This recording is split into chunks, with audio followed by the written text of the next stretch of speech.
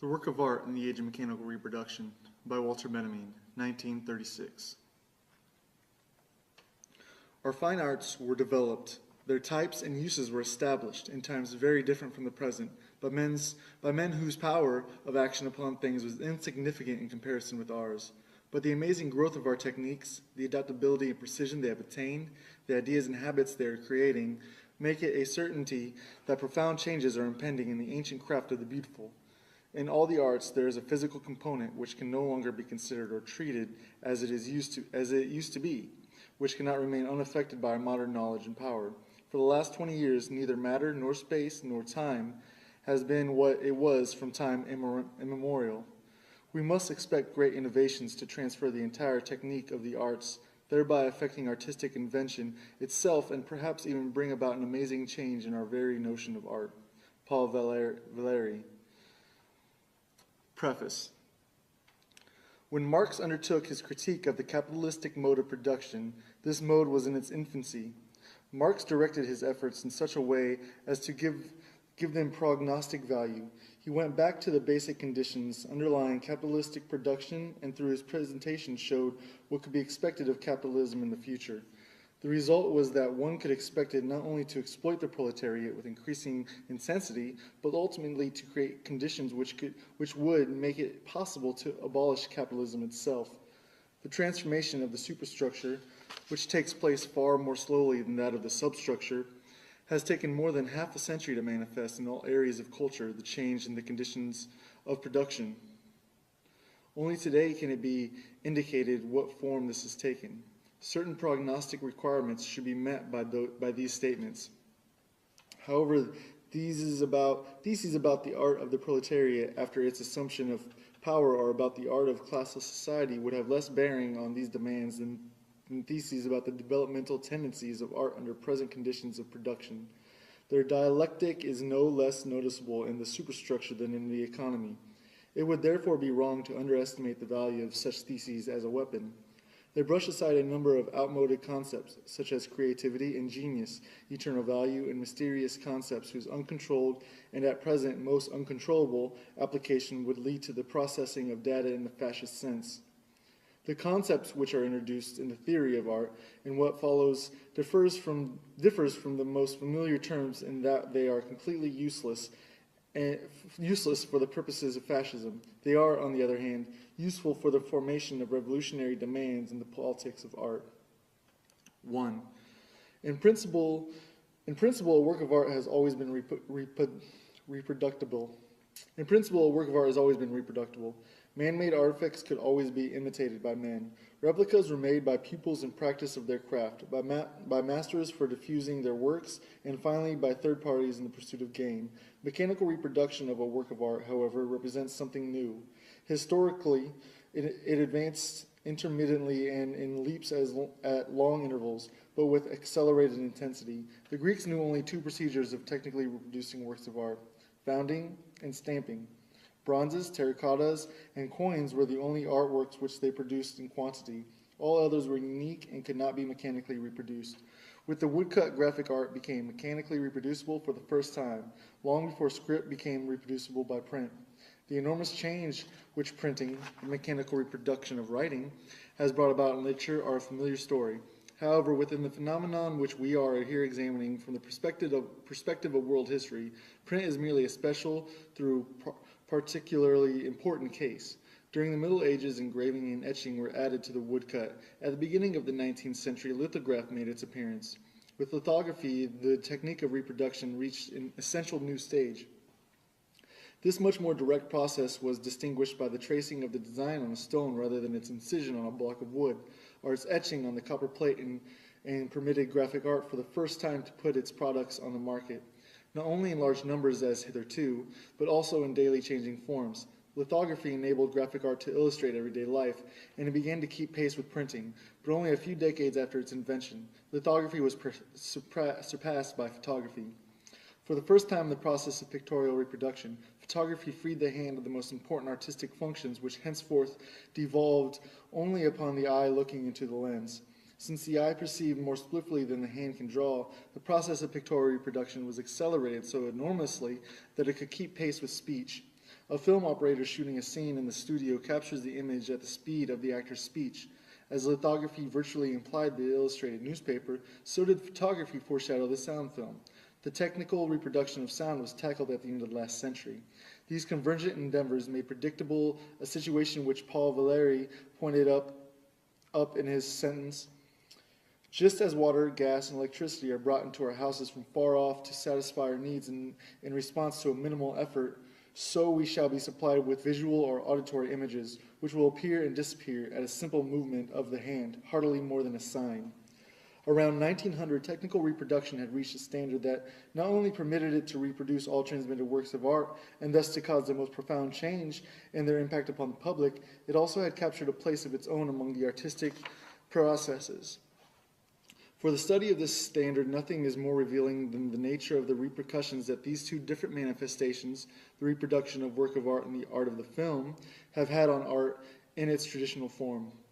2. Even the most perfect reproduction of a work of art is lacking in one element, its presence in time and space, its unique existence at the place where it happens to be. This unique existence of the work of art determines the history to which it's subject throughout the time of its existence. This includes the changes which it may have suffered in physical condition over the years, as well as various changes in its ownership. The traces of the first can be revealed only by chemical or physical analysis, which is impossible to perform on reproduction. Changes of ownership are subject to a tradition which must be traced from its situation of the original,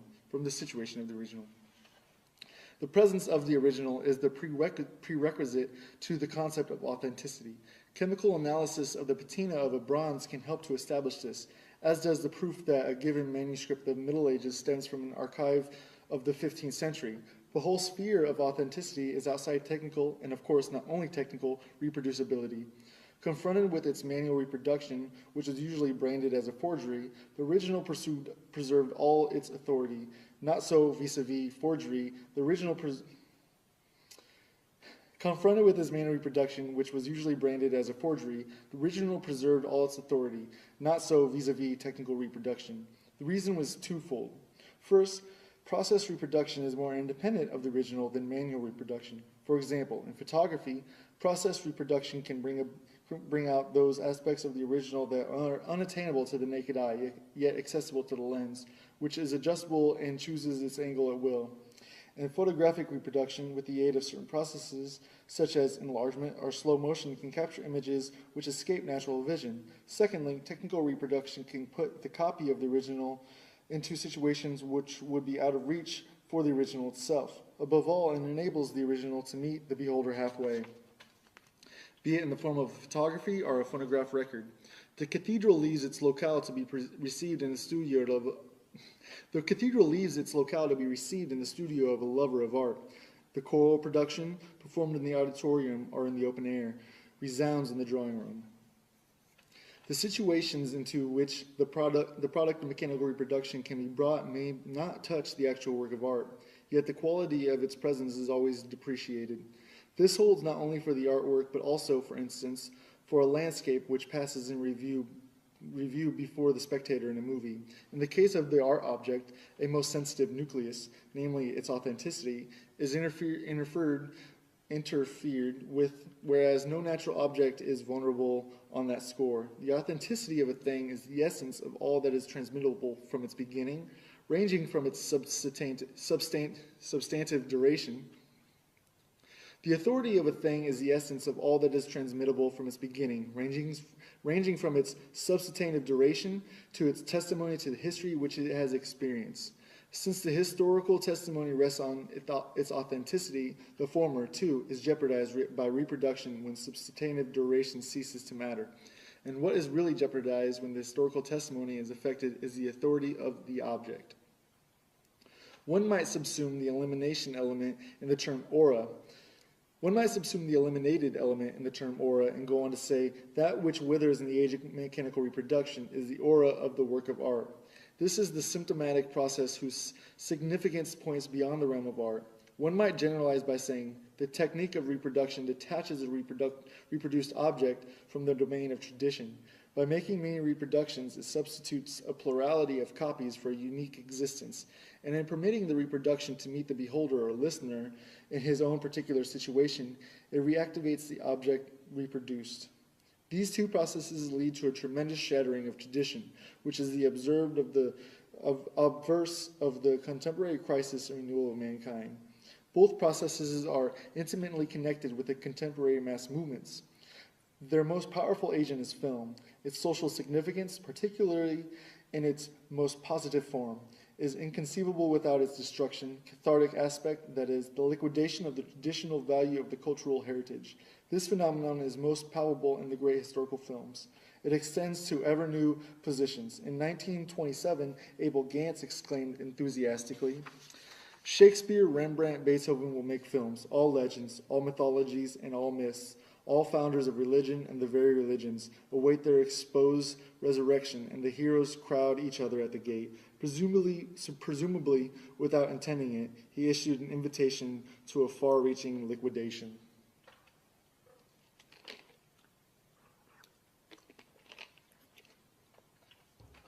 Three, during long periods of history, the mode of human sense perception changes with humanity's entire mode of existence. The manner in which human sense perception is organized, the medium in which it is accomplished, is determined not by the nature but by historical circumstances as well.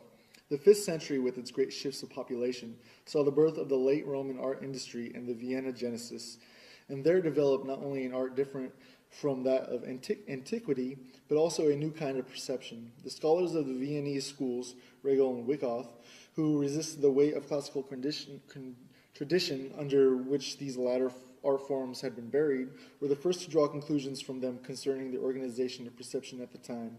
However far-reaching their insight, these scholars limited themselves to showing the significant formal hallmark which characterized perception in the late Roman times. They did not attempt and, perhaps, saw no way to show the social transformations expressed by these changes of perception. The condition of an analogous insight are more favorable in the present. If changes in the medium of contemporary perception can be comprehended as decay of the aura, it is possible to show its social causes. The concept of aura, which has proposed above the reference to historical objects, may usefully be illustrated with reference to the aura of natural ones. We define the aura of the latter as a unique phenomenon of a distance, however close it may be. If, while resting on a summer afternoon, you follow with your eyes a mountain range on the horizon, or a branch which casts its shadow over you, you experience the aura of those mountains, of that branch. This image makes it easy to comprehend the social basis of the contemporary decay of the aura. It rests on two circumstances, both of which are related to the increasing significance of the masses in contemporary life, namely the desire of contemporary masses to bring things closer, spatially and humanly, which is just as ardent as their bent towards overcoming the uniqueness of every reality by accepting its reproduction. Every day the urge grows stronger to get a hold of an object at very close range by way of its likeness, its reproduction. Unmistakably, reproduction as offered by picture magazines and newsreels differs from the image seen by the unarmed eye. Uniqueness and permanence are as closely linked to the latter as are transistoriness and reproducibility in the former. To pry an object from its shell, to destroy its aura, is the mark of a perception whose sense of the universal equality of things has increased to such a degree that it extracts it even from a unique object by means of reproduction. Thus is manifested in the field of perception what in the theoretical sphere is noticeable in the increasing importance of statistics. The adjustment of reality to the masses and of the masses to reality is a process of unlimited scope as much as thinking as for perception. 4. The uniqueness of a work of art is inseparable from its being embedded in the fabric of tradition. This tradition itself is thoroughly alive and extremely changeable. An ancient statue of Venus, for example, stood in a different traditional context with the Greeks, who made it an object of veneration, than with the clerics of the Middle Ages, who viewed it as an ominous idol. Both of them, however, were equally confronted with this uniqueness, that is, its aura. Originally, the contextual integration of art and tradition found its expression in the cult. We know that the earliest artworks originated in the service of the ritual. First the magical, then the religious kind. It is significant that the existence of the work of art with reference to its aura is never entirely separate from its ritual function. In other words, the unique value of the authentic work of art has its basis in ritual, the location of its original use value.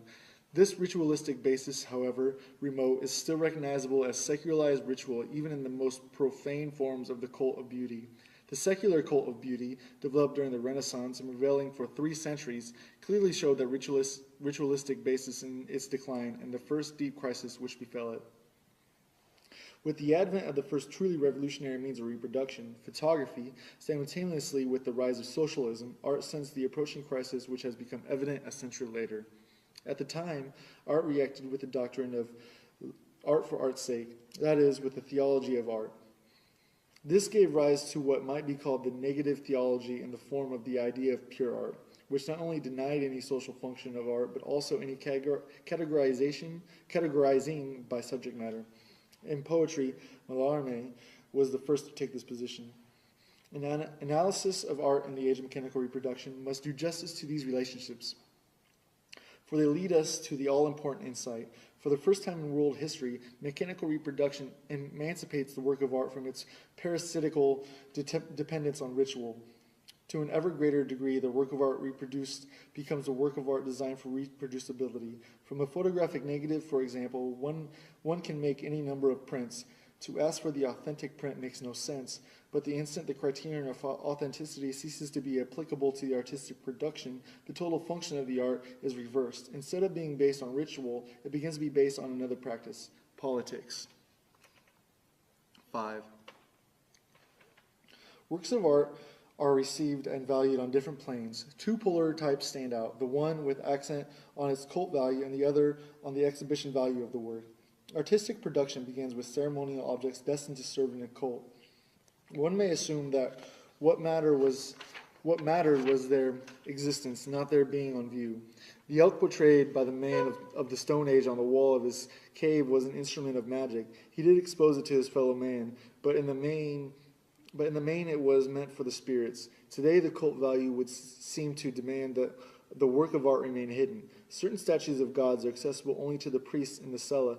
Certain Madonnas remain covered nearly all year round. Certain sculptures on medieval cathedrals are invisible to the spectator on ground level. With the emancipation of the various art practices from ritual go increasing opportunities for the exhibition of their products. It is easier to exhibit a portrait bust that can be sent here and there than to exhibit the statue of a divinity that has its fixed place in the interior of a temple.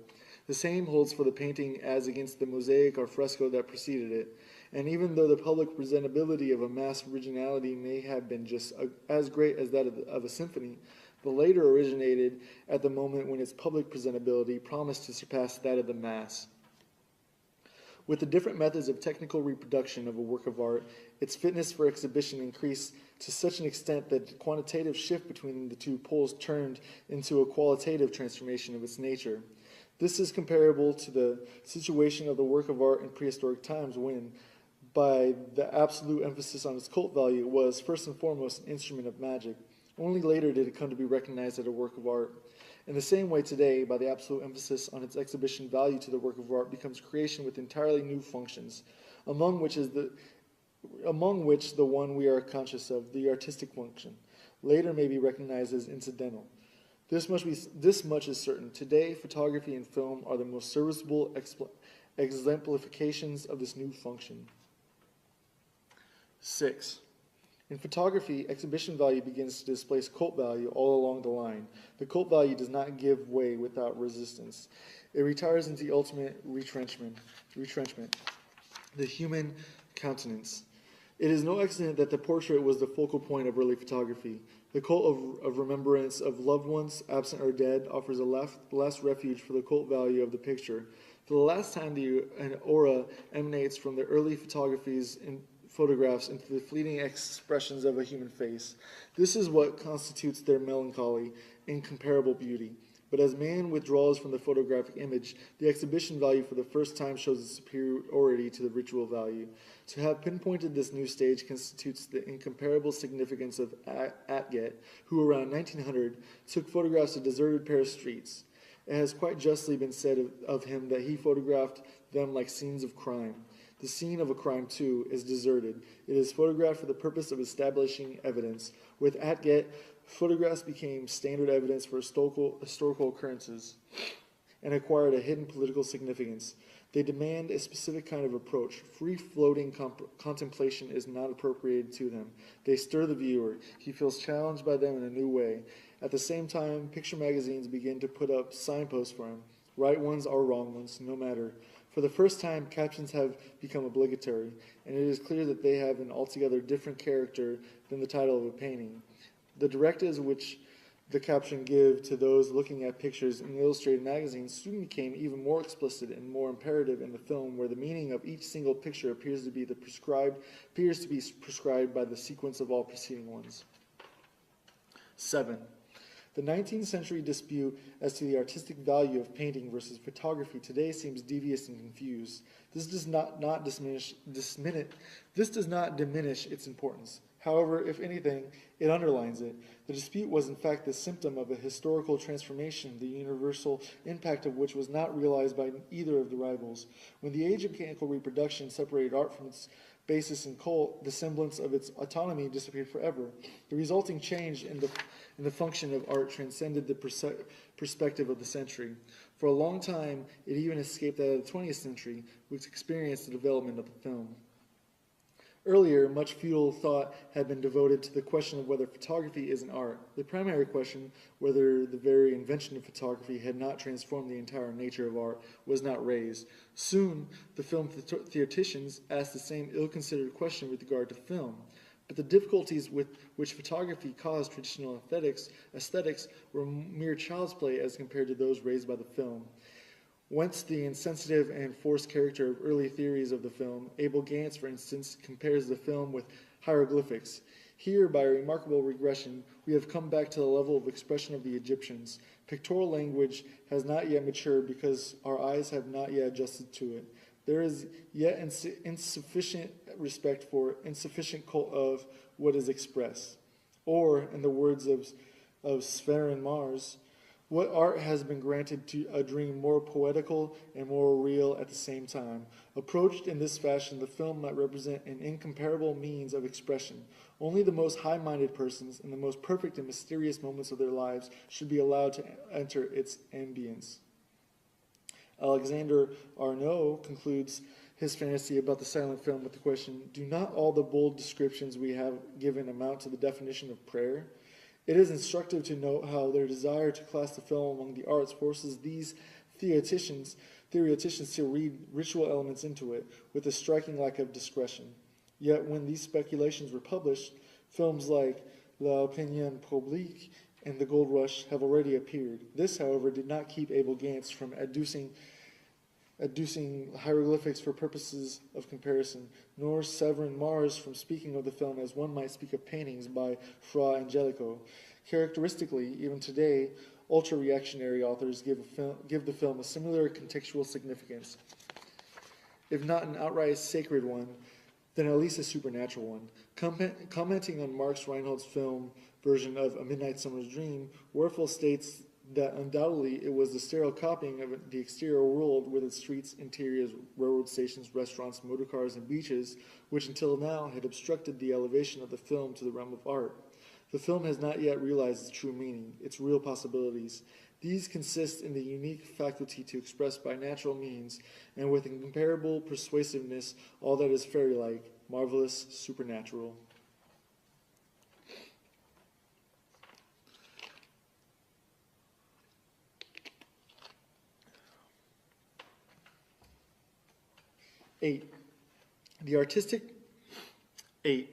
The artistic performance of a stage actor is definitely presented to the public by an actor in person.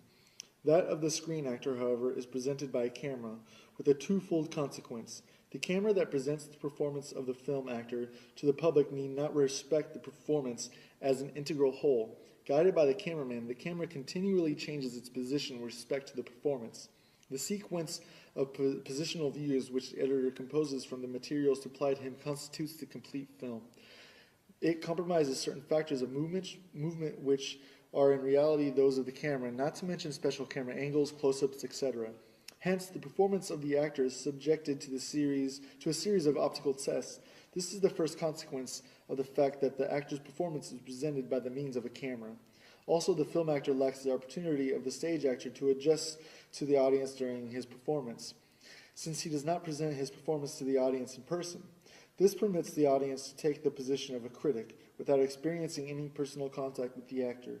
The audience's identification with the actor is really an identification with the camera. Consequently, the audience takes the position of the camera. Its approach is that of testing. This is not the approach to which cult values may be exposed. 9. For the film, what matters primarily is that the actor represents himself to the public before the camera, rather than representing someone else. One of the first to sense the actor's metamorphosis by this form of testing was Pirandello. Though his remarks on the subject in his novel Ceguera were limited to the negative aspects of the question and to the silent film only, this hardly impairs their validity. For in this respect, the sound film did not change anything essential. What matters is that the part is acted not for audience, but for the mechanical contrivance. In the case of the sound film, for two of them, the film actor, wrote Pirandello, feels as if in exile, exiled not only from the stage, but also from himself. With a vague sense of discomfort, he feels inexplicable emptiness. His body loses its corporeality. It evaporates. It is deprived of reality, life, voice, and the noises caused by his moving about in order to be changed into a mute image, flickering an instant on the screen, then vanishing into silence. The projector will play with its shadow before the public, and he himself must be content to play before the camera. This situation might also be characterized as follows. For the first time, and this is the effect of the film, man has to operate with his whole living person, yet foregoing its aura. For aura is tied to his presence. There can be no replica of it. The aura which, on the stage, emanates from Macbeth cannot be separated from the spectator of that of the actor. However, the singularity of the shot in the studio is that the camera is substitute for the public. Consequently, the aura that envelops the actor vanishes, and with it the aura of the figure he portrays. It is not surprising that it should be dramatists such as Pirandello, who, characterizing the film, inadvertently touches on the very crisis in which we see in theater. Any thorough study proves that there is indeed no greater contrast than that of the stage play to a work of art that is completely subject or, like the film, founded in mechanical reproduction. Experts have long recognized that in the film, the greatest effects are almost always obtained by acting as little as possible. In 1932, Rudolf Arnheim saw the latest trend in treating the actor as a stage prop chosen for its characteristic and inserted as at the proper place. With this idea, something else is closely connected. The stage actor identifies himself with the character of his role. The film actor very often is denied this opportunity. His creation is by no means all of a piece. It is composed of many separate performances. Besides certain fortuitous considerations such as cost of studio availability of fellow players, decor, etc., there are elementary necessities of equipment that split the actor's work into a series of manageable episodes. In particular, lighting and its installation require the presentation of an event that, on the screen, unfolds as a rapid and unified scene. In the sequence of separate shootings, which may take hours in the studio, not to mention more obvious montage. Thus, a jump from the window can be shot in the studio as a jump from the scaffolding, and the ensuing flight, if need be, can be shot weeks later when outdoor scenes are taken. Four more paradoxical cases can easily be construed. Let's assume that an actor is supposed to be startled by a knock at the door. If his reaction is not satisfactory, the director can resort to an expedient. When the actor happens to be at the studio again, he has a shot fired behind him without his being forewarned of it. The frightened reaction can be shot now and be cut into the screen version. Nothing more strikingly shows that art has left the realm of the beautiful semblance, which so far had been taken to be the only sphere where art could thrive. 10. The feeling of strangeness that overcomes the actor before the camera, as Pirandello describes it, is basically of the same kind as the estrangement felt before one's own image in the mirror. But now the reflected image has become separable, transmutable, and where is it transported? Before the public. Never for a moment does the screen actor cease to be conscious of this fact. While facing the camera, he knows that ultimately he will face the public, the consumers who constitute the market. This market, where he offers not only his labor but also his whole self, his heart and soul, is beyond his reach. During the shooting, he has as little contact with any article made in the factory. This may contribute to the oppression, that new anxiety which, according to Pirandello, grips the actor before the camera. The film responds to the shriveling of the aura with an artificial buildup of the personality outside the studio. The cult of the movie star, fostered by the money of the film industry, preserves not the unique aura of the person, but the spell of the personality, the phony spell of a commodity. So long as the movie maker's capital sets the fashion, as a rule, no other revolutionary merit can be accredited to today's film than the promotion of a revolutionary criticism of traditional concepts of art. We do not deny that in some cases today's films can also promote revolutionary criticism of social conditions, even of the distribution of property. However, our present study is no more significantly concerned with this than is the film production of Western Europe. It is inherent in the technique of the film as well as that of sports that everybody who witnesses its accomplishments is somewhat of an expert. This is obvious to anyone listening to a group of newspaper boys leaning on their bicycles and discussing the outcome of a bicycle race. It is not for nothing that newspaper publishers arrange races for the delivery boys. These arouse great interest among the participants, for the victor has an opportunity to rise from delivery boy to professional racer. Similarly, the newsreel offers everyone the opportunity to rise from passerby to movie extra. In this way, any man might even find himself part of a work of art, as witness Vertov's 3 songs about Lenin or Aveen's Voronezh. Any man today can lay claim to being filmed. This claim can best be elucidated by a comparative look at the historical situation of contemporary literature. For centuries, a small number of writers were confronted by many thousands of readers. This changed toward the end of the last century. With the increase of extensions of the press, which kept placing new political, religious, scientific, professional, and local organs before the readers, and increasing numbers of readers became writers, at first occasional ones. It began with the daily press opening to its readers space for letters to the editor, and today there is hardly a gainful employed European who could not, in principle, find an opportunity to publish somewhere or other comments on his work, grievances, documentary reports, or that sort of thing. Thus, the distinction between author and public is about to lose its basic character. The difference between merely functional, it may vary from case to case. At any moment, the reader is ready to turn into a writer. As expert which he had to become willy-nilly in an extremely specialized work process, even if only in some minor respect, the reader gains access to authorship. In the Soviet Union, work itself is given a voice. To present it verbally is part of a man's ability to perform the work. Literary license is now founded on polytechnic rather than the specialized training and thus become common property. All this can be easily applied to the film, where transitions that in literature took centuries have come about in a decade. In cinematic practice, particularly in Russia, this changeover has partially become established reality. Some of the players whom we meet in Russia films are not actors in our sense, but people who portray themselves, and primarily in their own work process. In Western Europe, the capitalistic exploitation of the film denies consideration to modern man's legitimate claim to being reproduced. Under these circumstances, the film industry is trying hard to spur the interest of the masses through illusion-promoting spectacles and dubious speculations. 11. The shooting of a film, especially of a sound film, affords a spectacle unimagined anywhere and any time before this. It presents a process in which it is impossible to assign to a spectator a viewpoint which would exclude from the actual scene such extraneous accessories as camera equipment, lighting machinery, staff assistants, etc., unless his eye were on a line parallel with the lens. This circumstance, more than any other, renders superficial and insignificant any possible similarity between a scene in the studio and one on stage. In the theater, one is well aware of the place from which the play cannot immediately be detected as illusionary. There is no such place for the movie scene that is being shot. Its illusionary nature is that of a second degree, the result of cutting. That is to say, in the studio, the mechanical equipment has penetrated so deeply into reality that its pure aspect, freed from the foreign substance of equipment, is the result of a special procedure, namely the shooting by the specially adjusted camera and the mounting of the shot together with other similar ones. The equipment-free aspect of reality here has become the height of artifice. The sight of immediate reality has become an orchard in a land of technology.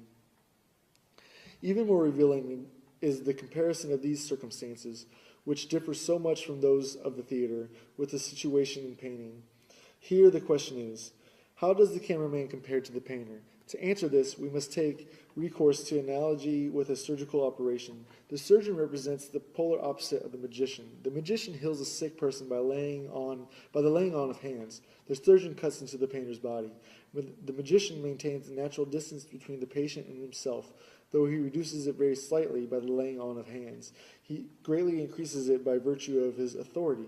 The surgeon does exactly the reverse. He greatly diminishes the distance between himself and the patient by penetrating into the patient's body and increases it but little by the caution with which his hand moves among the organs. In short, in contrast to the magician, who is still hidden in the medical practitioner, the surgeon, at the decisive moment, abstains from facing the patient man to man. Rather, it is through the operation that he penetrates into him. Magician and surgeon compare to painter and cameraman. The painter maintains in his work a natural distance from reality. The cameraman penetrates deeply into its web. There is tremendous difference between the pictures they obtain. That of the painter is a total one. That of the cameraman consists of multiple fragments which are assembled under a new law. Thus, for contemporary man, the representation of reality by the film is incomparably more significant than that of the painter, since it offers, precisely because of the thoroughgoing permeation of reality with mechanical equipment, an aspect of reality which is free of all equipment, and that is what one is entitled to ask from a work of art. 12. Mechanical reproduction of art changes the reaction of the masses towards art. The reactionary attitude towards a Picasso painting changes into the progressive reaction towards a Chaplin movie. The progressive reaction is characterized by the direct, immediate fusion of visual and emotional enjoyment with the orientation of the expert. Such fusion is of great social significance. The greater the decrease in the social significance of an art form, the sharper the distinction between criticism and enjoyment by the public. The conventional is uncritically enjoyed, and the truly new is criticized with aversion. With regard to the screen, the critical and the receptive attitudes of the public coincide. The decisive reason for this is that individual reactions are predetermined by the mass audience response they are about to produce, and this is nowhere more profound than in the film. The moment these responses become manifest, they control each other. Again, the comparison with painting is fruitful. A painting has always had an excellent chance to be viewed by one person or by a few. This simultaneous contemplation of paintings by a large public, such as developed in the 19th century, is an early symptom of the crisis of painting, a crisis which was by no means occasioned by exclusively by photography, but rather in a relatively independent manner by the appeal of artworks to the masses. Painting simply is in no position to present an object for simultaneous collective experience, as it was possible for architecture at all times, for the epic poem in the past, and for the movie today. Although this circumstance in itself should not lead one to conclusions about the social role of painting, it does constitute a serious threat as soon as painting, under special conditions and, as it were, against its nature, is confronted directly by the masses. In the churches and monasteries of the Middle Ages and at the princely courts up to the end of the 18th century, a collective reception of painting did not occur simultaneously, but by graduated and hierarchized mediation. The change that has come about is an expression of the particular conflict in which painting was implicated by the mechanical reproducibility of painting. Although paintings began to be publicly exhibited in galleries and salons, there was no way for the masses to organize and control themselves in their reception. Thus, the same public which responds in a progressive manner towards a grotesque film is bound to respond in a reactionary manner to the surreal. 13.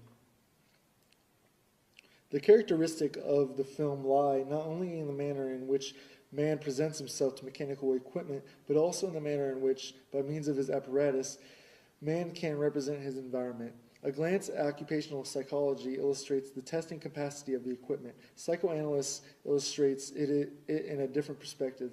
The film has enriched our film of perception with methods which can be illustrated by those of Freudian theory. 50 years ago, a slip of the tongue passed more or less unnoticed. Only exceptionally may such a slip have revealed dimensions of depth in a conversation which had seemed to be taking its course on the surface. Since the psychopathology of everyday life, things have changed. This book isolated and made analyzable things which had heretofore floated along unnoticed in the broad stream of perception. For the entire spectrum of optical and now also acoustical perception, the film has brought about a singular deepening of a apperception. It is only an obverse of this fact that behavior items shown in a movie can be analyzed much more precisely and from more points of view than those presented on paintings or on the stage. As compared with painting, film behavior lends itself more readily to analysis because of its incomparably more precise statement of the situation. In comparison with the stage scene, the film behavior item lends itself more readily to analysis because it can be isolated more easily. This circumstance derives its chief importance from its tendency to promote a mutual penetration of art and science. Actually, of a screen behavior item which is neatly brought out in a certain situation, like a muscle of a body, it is difficult to say which is more fascinating, its artistic value or its value for science. To demonstrate the identity of the artistic and scientific uses of photography, which heretofore usually were separated, will be one of the revolutionary functions of the film.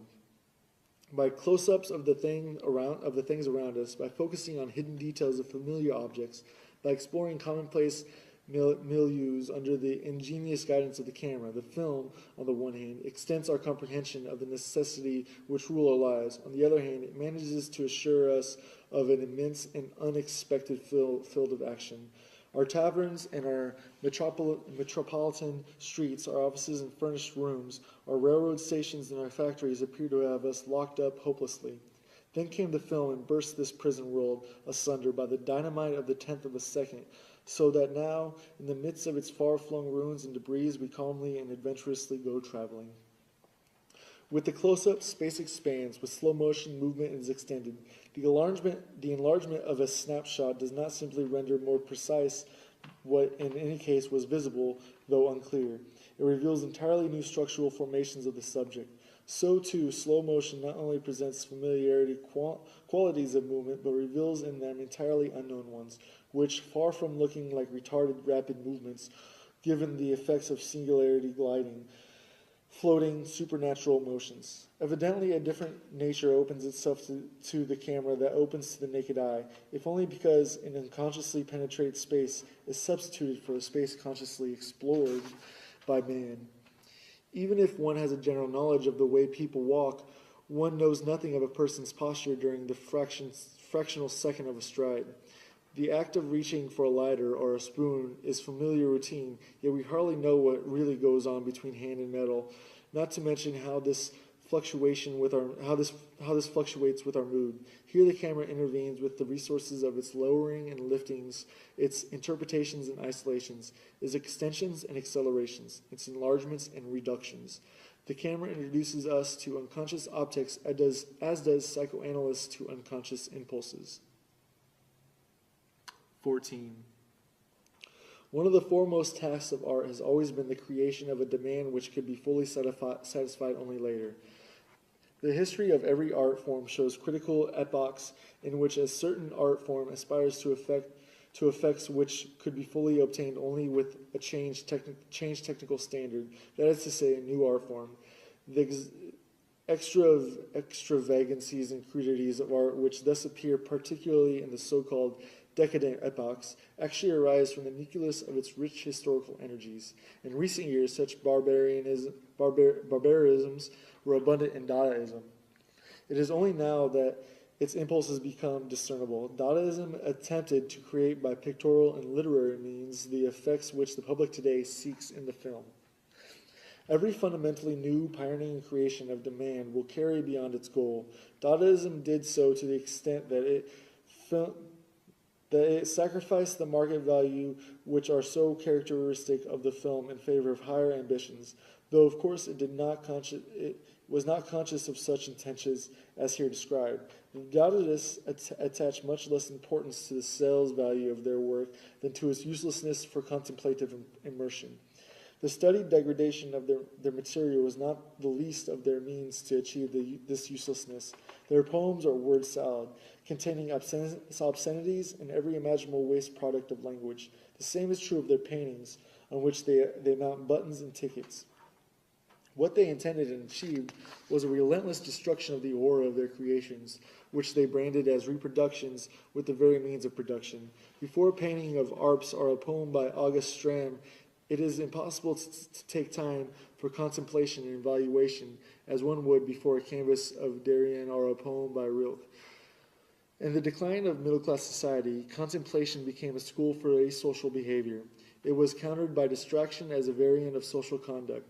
Dadaistic activities actually assured a rather vehement distraction by making works of art the center of scandal. One requirement was foremost, to outrage the public. From an alluring appearance or persuasive structure of sound, the work of art of the Dadaists became an instrument of ballistics. It hit the spectator like a bullet. It happened to him, thus acquiring a tactile quality. It promoted a demand for the film, the distracting element of which is also primarily tactile, being based on changes of place and focus which periodically assail the spectator. Let us compare the screen on which a film unfolds with the canvas of the painting. The painting invites the spectator to contemplation. Before it, the spectator can abandon himself to his associations. Before the movie frame, he cannot do so. No sooner has his eye grasped the scene than it has already changed. It cannot be arrested. Duhamel, who detested the film and knows nothing of its significance, though sometimes of its structure, notes this circumstance as follows. I can no longer think what I want to think. My thoughts have been replaced by moving images. The spectator's process of association in view of these images is indeed interrupted by their constant sudden change. This constitutes the shocked effect of the film, which, like all shocks, should be cushioned by heightened presence of mind. By means of its technical structure, the film has taken the physical shock effect out of the wrappers in which Dadaism had, as it were, kept it inside the moral shock effect.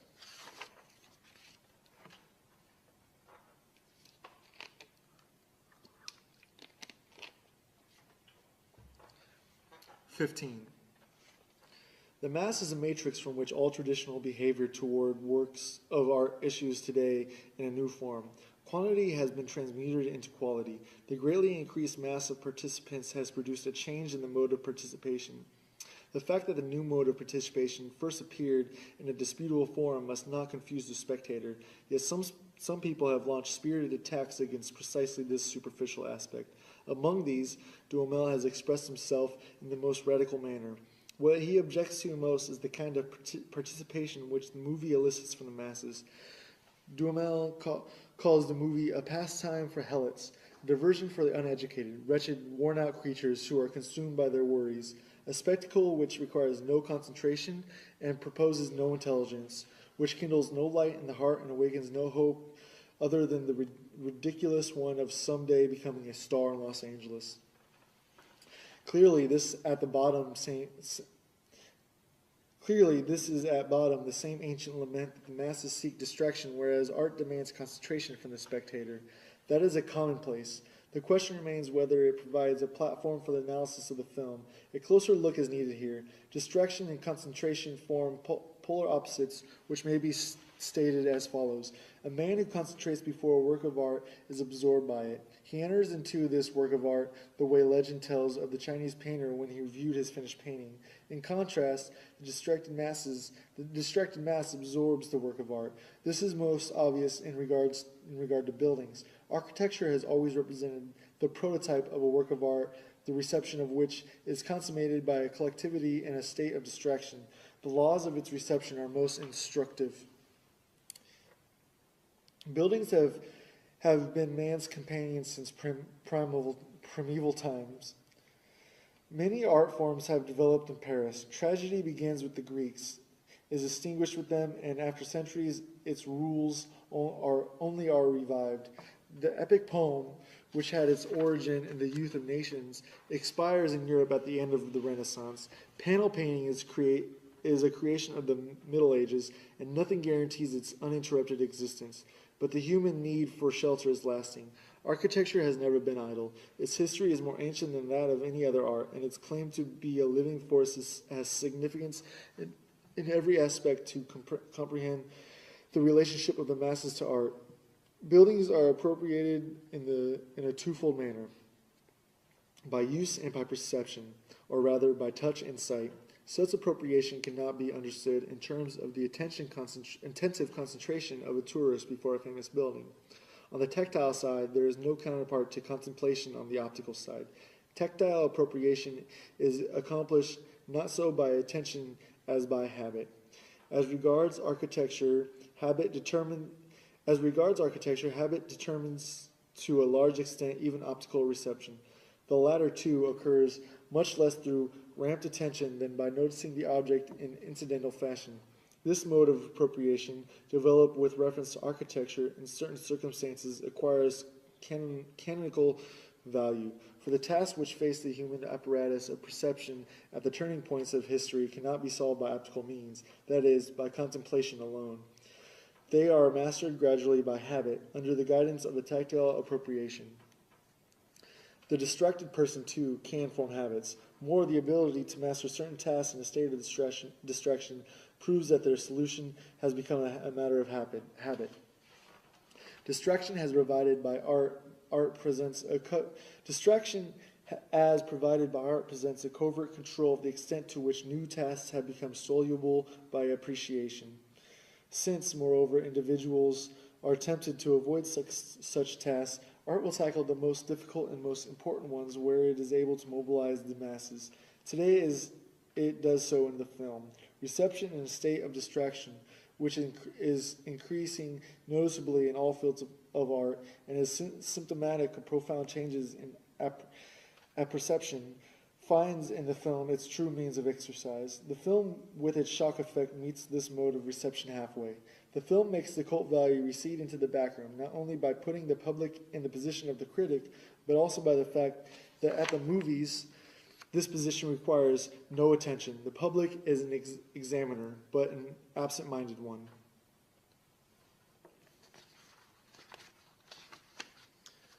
Epilogue. The growing proletarialization of modern man and the increased formation of masses are two aspects of the same process. Fascism attempts to organize the newly created proletarian masses without affecting the property structures which the masses strive to eliminate. Fascism sees its salvation in giving these masses not their right, but instead a chance to express themselves. The masses have a right to change property relations. Fascism seeks to give them an expression while preserving property. The logical result of fascism is the introduction of aesthetics into political life.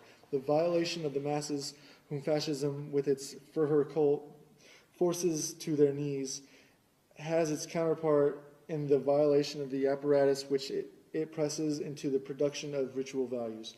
All efforts to render political aesthetics culminate in one thing: war. War and war only can set a goal for mass movements on the largest scale while respecting the traditional property systems. This is the political formula for the situation. The technological formula may be stated as follows. Only war makes it possible to mobilize all of today's technical resources while maintaining the property system. It goes without saying that the fascist hypothesis of war does not employ such arguments. Still, Marinetti says in his manifesto on the Ethiopian colonial war, for 27 years we futurists have rebelled against the branding of war as anti-aesthetic. Accordingly, we state, war is beautiful because it establishes man's dominion of the subjugated machinery by means of gas masks, terrifying megaphones, flamethrowers, and small tanks.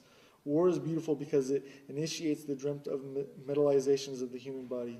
War is beautiful because it enriches a flowering meadow with the fiery orchids of machine guns. War is beautiful because it combines the gunfire, the cannonades, the ceasefire, the sense, and the stench of putrefaction in the symphony.